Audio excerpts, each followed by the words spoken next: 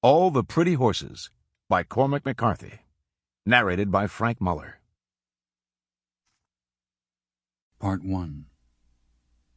The candle flame and the image of the candle flame caught in the pier glass, twisted and righted when he entered the hall and again when he shut the door. He took off his hat and came slowly forward. The floorboards creaked under his boots. In his black suit he stood in the dark glass where the lilies leaned so palely from their wasted cut-glass vase.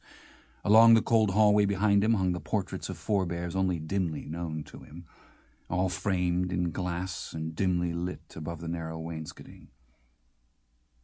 He looked down at the guttered candle stub. He pressed his thumbprint in the warm wax pooled on the oak veneer. Lastly he looked at the face, so caved and drawn among the folds of funeral cloth, the yellowed moustache, the eyelids paper-thin. That was not sleeping. That was not sleeping. It was dark outside and cold and no wind. In the distance a calf bawled. He stood with his hat in his hand. "You never combed your hair that way in your life," he said.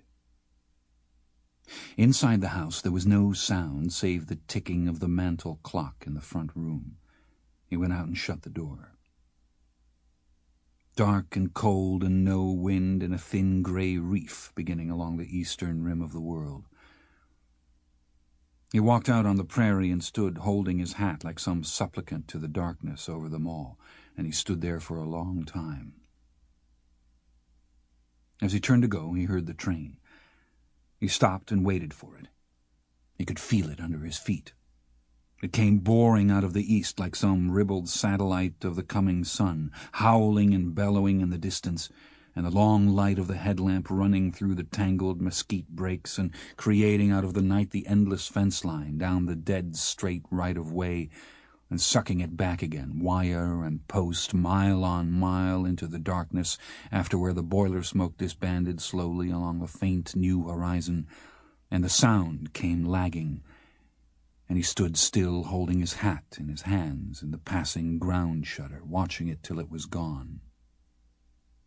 Then he turned and went back to the house. She looked up from the stove when he came in and looked him up and down in his suit.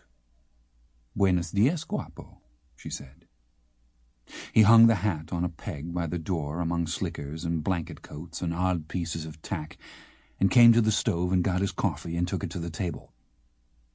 She opened the oven and drew out a pan of sweet rolls she'd made and put one on a plate and... Sample complete. Ready to continue?